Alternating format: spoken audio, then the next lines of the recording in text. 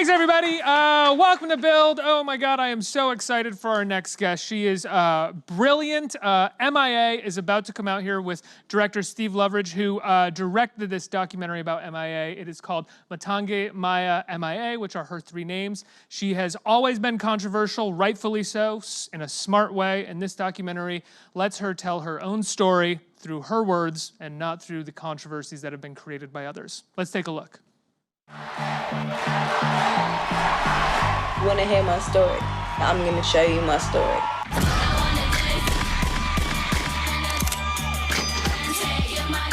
What's that song about? Stereotype that's attached to like immigrants and stuff like that is that they come and take the jobs and take the money. At least 100 have arrived in South London. I had to deal with the fact that I was different and I was an immigrant. The government say there are too many of them. In Sri Lanka, we were surrounded by a civil war. My dad was the founder of the Tamil resistance. It made us so strong. What he's put us through. Music was my medicine. It just blew up so quickly. I lived through a war, came as a refugee that is now a pop star. What are the goalposts? What do I do? And they've bombed the airport. Bloody world is looking at this. I don't understand. That's you, and that's my little brother. 2 out of 6 boys are dead. There's a genocide going on. We don't want to talk about death, talk about Beverly Hills. We get frantic emails from people who say that M.I.A. is a terrorist. The worst thing they could do to you is to make you irrelevant.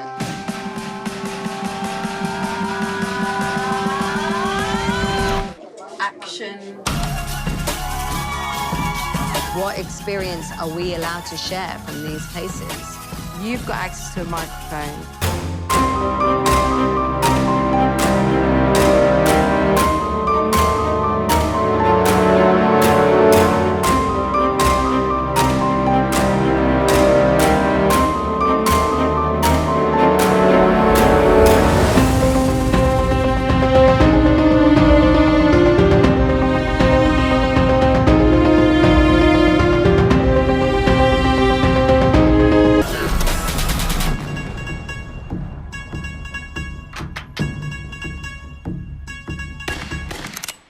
Everybody put your hands together for director Steve Loveridge and the great M.I.A. Thanks. Thank you so much for being here. Congratulations on this this powerful documentary, this beautiful documentary, and really fun to watch. I mean, it's a very much... Yeah, there's happy bits. Yeah, there's a lot of happy bits. And you're also, as passionate as you are about serious issues, you're also an incredibly enigmatic, fun person to watch. Oh my God, you're the only person that's picked up on it. Are you kidding? I'm actually quite fun. Yeah. There's a reason you've been filming yourself since you were a little kid, because I think you knew, like, I'm fun. Well, you kind of have to have an element of humor to get through it, I suppose. Not the film, but like, you know, just get through certain situations. But yeah, people always ask very serious questions, and yeah. Well, let's start with something kind of light. The two of you have known each other since art school, right? Yep. Right? So, and there's some really fun footage of the two of you dancing around together on camera. Have you really been kind of around for this whole time filming her life?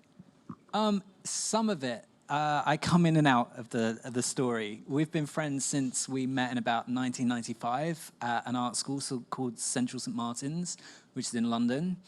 And we were both on the film program. So always had cameras, like digital cameras had just come out, that kind of era. So yeah, there's tons and tons of kind of us as aspiring documentary makers.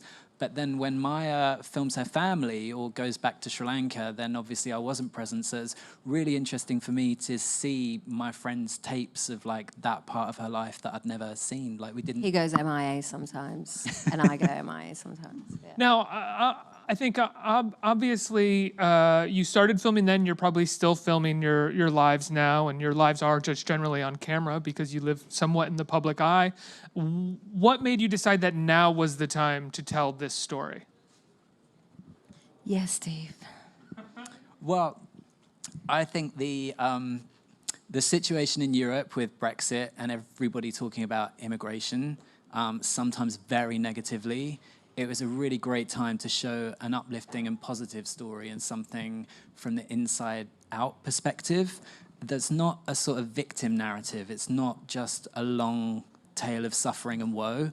It's actually a kind of a film about culture clash. It's about how does politics fit with pop music and into pop culture, and someone who's messy and complicated, and it's a messy and complicated and layered film. It's like a collage-y sort of cut and paste thing, which is how I think of M.I.A. You know, there's a section in the film, and you really got a raw deal, I think, in this, and it has to do with Lynn Hirschberg and the New York Times piece that she wrote about you. And I don't think that a person would be allowed to write a piece like that right now, with what we know and how we talk about immigration and how you know, a certain side of this country and in Europe talk about immigrants. I don't think someone from the New York Times would be allowed to write a piece like that and treat you as unfairly as she did. What is it like to sort of watch this film now and relive that moment, but with the lens of how we view that conversation now? Well, this is kind of interesting, like you said, it is the raw deal, but it's sort of through lots of other areas as well, not just news and journalism, because she had a history of taking women down, you know, and I was like the third in line or whatever. And yeah, I think the fact that she got away by interviewing lots of men as well to back her story, and none of them you know, none of them stood up for me. And also, yeah, she didn't even sort of approach it as a female writing about a female subject who'd just given birth and is dealing with this. And also there was a war coming to an end in real time. And at the time she was writing about me, you know, they were confirming that there were war crimes committed. And to even not acknowledge that, whether what she thought about me made sense or not, and what, you know, Diplo thought of me made sense or not, she still ignored the fact that the Civil War had happened, you know, regardless of what diet I'm into or what I'm eating, you know. And I think that's, yeah, I'm glad you think that now that wouldn't be allowed to happen. Well, I think it's a prime example of when a marginalized person doesn't stand up for the status quo and actually battles against the status quo. A member who profits off of that status quo comes out in an effort to take them down. And that's what that seemed like to me. But also, her confusion, or it could be ignorance, I'm not sure, of how it is already difficult to occupy that space where you're the first one that's coming from the East. You know, in the history of kind of American music, it's the first time you've had a pop star who's not second generation, but a first generation. And I think the last time someone was that famous was probably, you know, Ravi Shankar back in the days when Beatles were around, you know. But since then, there just hasn't been that sort of person that occupied that space in the mainstream. And at the same time, the Tamils who were actually going through, you know, what they were going through at the time. And even in England or Canada and these places, you know, they were protesting. They were the biggest protests that happened. So they hadn't quite connected to me in that sense to back me up at that point, because they weren't ever used to having a Tamil musician or a pop star, because it's never happened in their culture, let alone, you know, I don't know, India or like a bigger country. Because you're kind of straddling both worlds. Yes, so much I of the think Western there's culture is, misunderstanding like, at on odds. both sides because of that. Like the West has never had that, and the East has never had that. So then you get a raw deal, because you have to kind of, you just kind of have to wait for people to catch up, but it's constant. And yeah, people go, oh my gosh, she has a lot of foresight and she could see into the future. But it's like, no, it's just, you're kind of doing things as you're doing them. And there are people that get it and give me the space to speak, or, you know, that get what happened in Sri Lanka and the Civil War, etc. But yeah, the rest of the sort of, there is a section of journalism that always takes time to like catch up. Establishment journalism, I like to refer to it as. It's just my personal belief that those who put their asses on the line for marginalized communities before the status quo does generally ends up being right. And it's like in hindsight that we say like, oh, they were right about the Iraq War, or she was right about what was going on in Sri Lanka, and she was right to stand up and protest. But there's always going to be these people in establishment media at the time who want to take down, especially someone who's coming from a place of celebrity power, for lack of a better reason. But also, I think in immigrant culture, when you come over as a refugee or just an immigrant, the aim is to get rich. Right. You know, it doesn't really go beyond that. You don't want to upset the status quo or the establishment. You do want to just, you know, fit in and earn, and, you know, your success is sort of based on that, and you don't have there isn't great examples of people where you can do both, you know, and that was really Lynn Hirschberg's problem, is why now that you're in Beverly Hills do you still talk about this, you know, because that is what she was saying to me. Now that you're an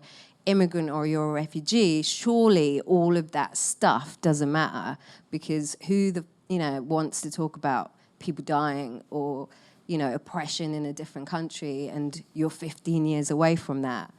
And yeah, I think that's why the situation's unique, because I could not compromise on that level, you know, and that success at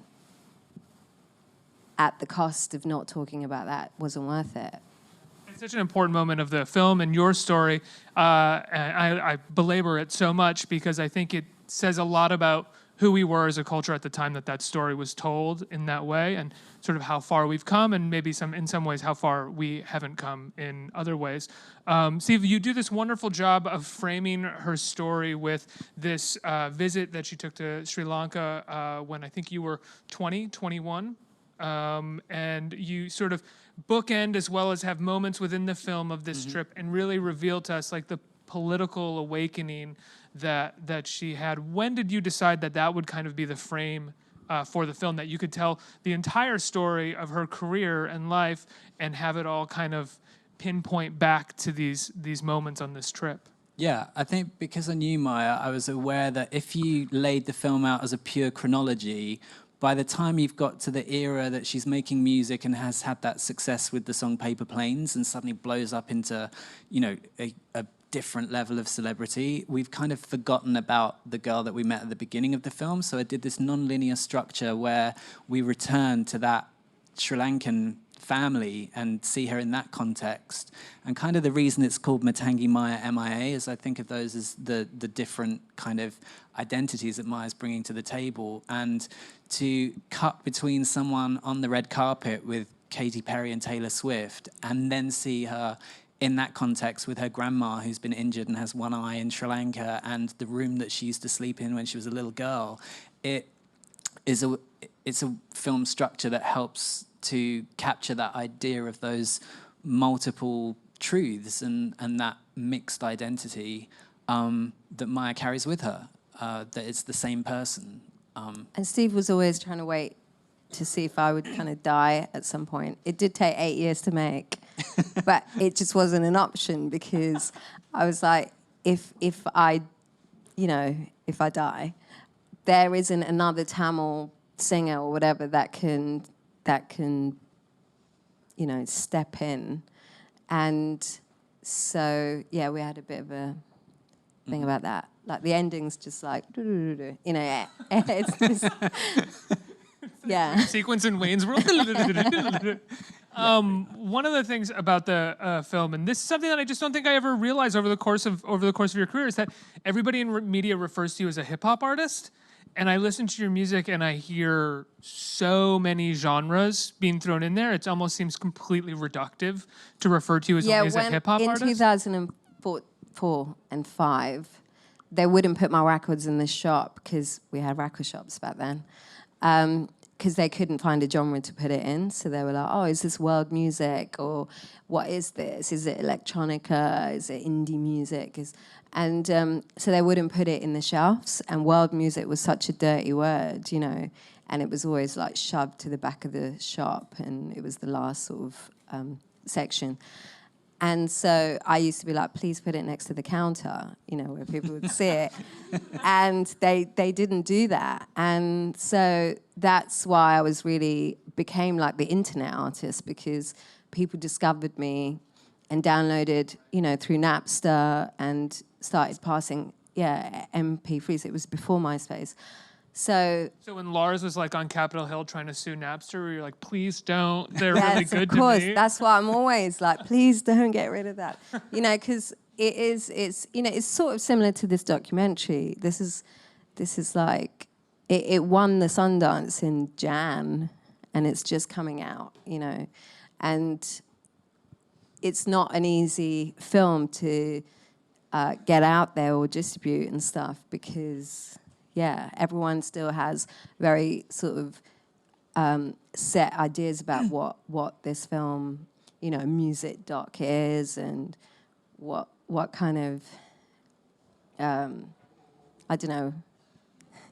Yeah. You know more about what's going on with the film or behind the scenes of trying to get this film out. But yeah, it's the same thing. It's like, what is it? You know? It's like one of those things to hear someone reference you as a hip hop artist and then play Born Free. And it's like a suicide sample. Like, this is not, this is like something completely different. That's what's good about the film, because it shows all the different people that inspired you. I think that's an element, and so is indie music, and so is Tamil music, and so is dancehall, and so is, you know, Brazilian funk or whatever. It's all of it. Everybody that I came across in my life that inspired me and contributed to the story, and, you know, that I felt a connection with, ended up inspiring the music I made, you know. And I think that's nice, because it's not that the story itself does that. It's a refugee in Sri Lanka it could be, you know, a political film, because I come from the person that invented the Tamil Revolution in the 70s, to being you know, somebody who's on stage with Kanye West, to, you know, whatever the thing is, everyone can relate to it. I sound like I'm selling the movie. Everyone. You are. But it's true, like, everyone should be able to relate to it. And that is kind of the message, I suppose, in the film or in the music, is, a kid in the village in Sri Lanka can identify with a kid in the village in the Congos, and, you know, somebody who's in the hood in Compton, and somebody who's in London in a council flat. And I know that because I've been to all those places, and, you know, all of those elements are in the music. One of the stories that is in the film, I think it's one thing that the most mainstream of mainstream people probably know you from, is your middle finger at the Super Bowl, which was wonderful. I loved it when it happened. But in the doc, we get this behind-the-scenes story, which I had never heard before, where you're approached by, or Steve, or if you don't mind telling the story that we see in the film. I loved it. Well, yeah. Steve was there. In the dressing room afterwards, we all just sat around and hadn't even noticed that it happened. It really, to British people, a middle finger is not that big of a deal, that it would cause any kind of a hoo-ha. Because it's not your thing, right? Isn't your thing kind of the... No, we know what it means and everything. It's just, I don't know, we're a bit more chill or Right, yeah. casual about that kind of stuff. And then some huge guy from the NFL came in and said, we need to talk about this, and did the gesture right in Maya's face. And you see Maya's friend, like, helping her with the makeup, go, oh, we're just waiting for her manager to come back, and kind of went, can you give us a minute to get changed? And Maya just told us all to just run, get under the curtains and just get a We had to sneak into CeeLo. CeeLo was next to our dressing room. So I had like a bottle of tequila, and then I was like, hey, have this. We need to sneak through your dressing room. And then we're just like, it was only 3 of us though, because I had no team and I had no manager. And so it was just me. I think there was 3 of us, and then my makeup artist who's in the shot. And Someone popped her outside. but it was kind of like, it was funny because in the film I'm like, yeah, I have to talk to my manager, but really I was lying. And when I watched it, you know, I'd never seen that footage before. And when I saw it in the film, I was like, wow, I was kind of a fast thinker to be like, let me just get my manager, and then, you know. But I didn't really have one. I loved it because it's an example. I think a lot of artists, pop stars, like to pretend that they are, quote, badass or like Only really cool, but you 222 people complained about the middle finger. Really? So it was completely an establishment thing. Yeah. Because the American public, even though they were like, oh my God, the American public are disgusted. American media loves a controversy. Yeah, when I went and said, can I actually see the complaints?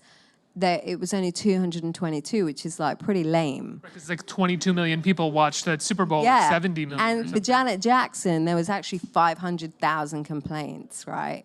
Wow. And but this was post Janet Jackson, right? So they're kind of so they were like, oh, this is like you've just upstaged it, and you know you planned the whole thing, and you're like the female Kanye. You're trying to be shocking, and to me, I know the American audience, you know, I toured my fan bases here, and they would not be impressed with the middle finger. Like, I know that my real fans would be like, yeah, whatever, you know, it's lame. And you know what I mean? It's not like the type of artist I am. It wasn't. No, you're much deeper than a middle finger, but it's still fun to throw up a middle finger at a Super Bowl, I will say. Why not? But it's in the film to show that contrast between the hoo-ha that was caused by that and how that got all the attention, all the front pages, was on the media morning, noon, and night for a middle finger. But 2 years before, Maya trying to say stuff genocide about the civil war in Sri Lanka and 40,000 people getting bombed to smithereens, you know, that was impossible to get front and center. Lynn Hirschberg, those kind of people turned up and went dismissed, like, not interested, you're a fake, you're a phony. So I think that's an interesting thing to see from the inside perspective in the film.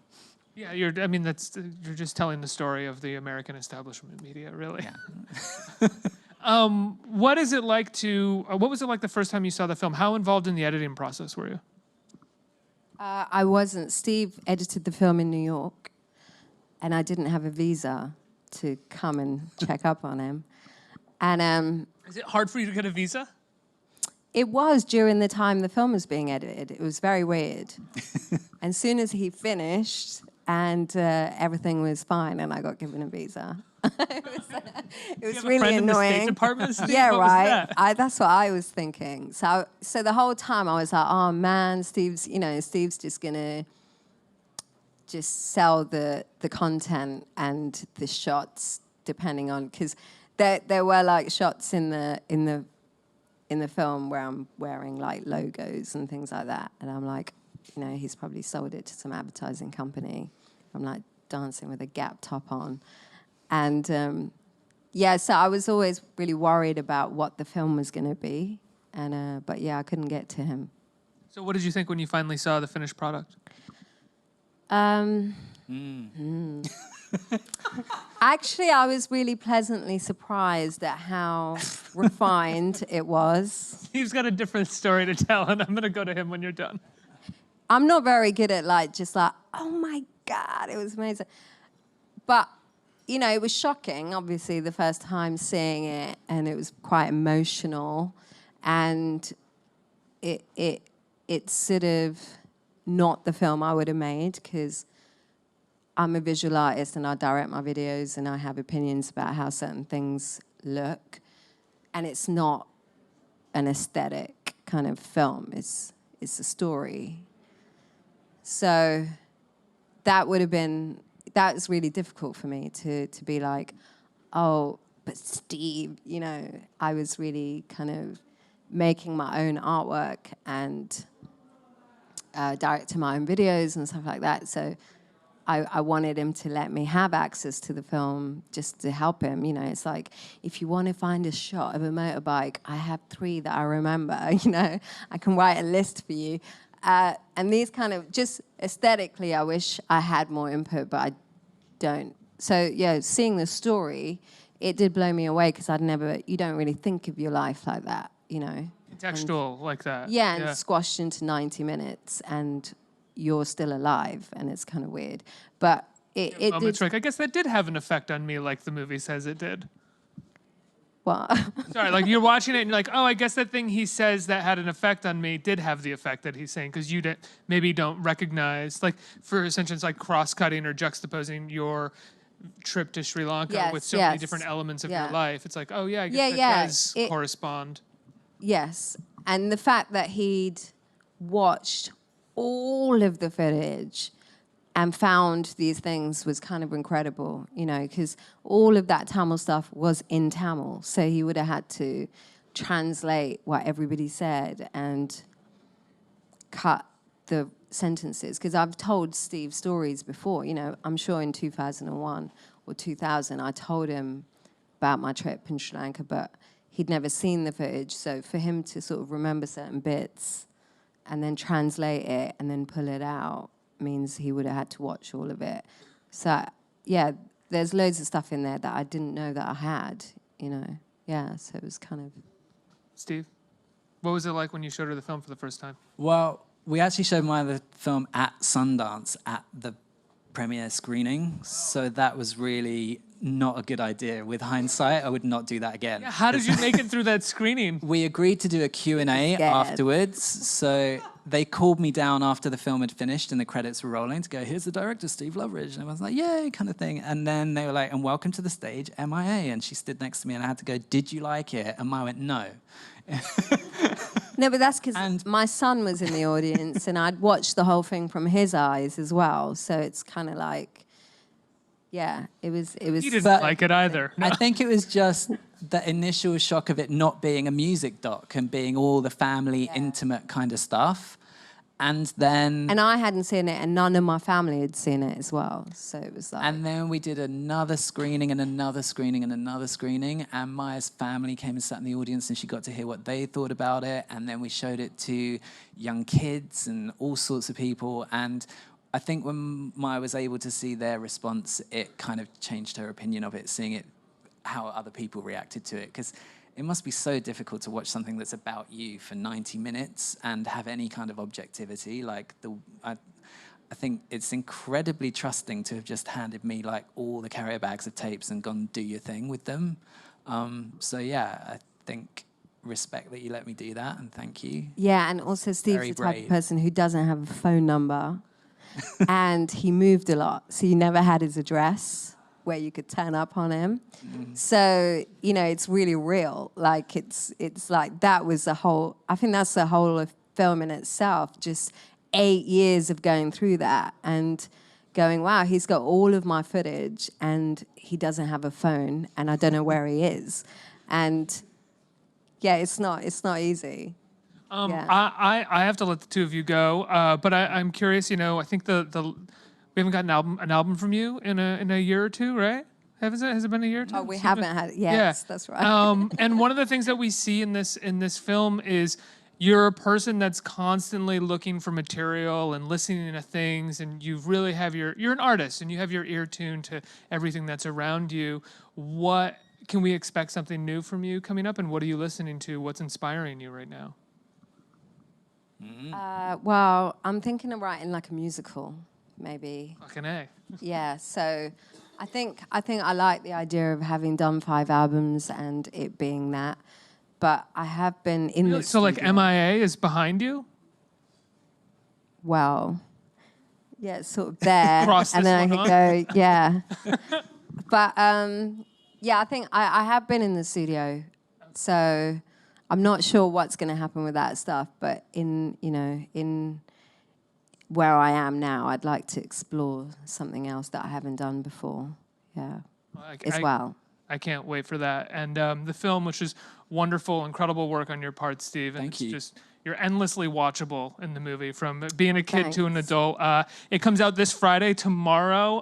Everybody go see it. Matangi, am I saying that right? Matangi? Matangi, yeah. Matangi, M.I.A. Which is a very long name. It's a I weird did try to title. change it, but yeah. In theaters tomorrow. Everybody, please go see it and give them a big round of applause. Great. Thank you. Thanks for having us.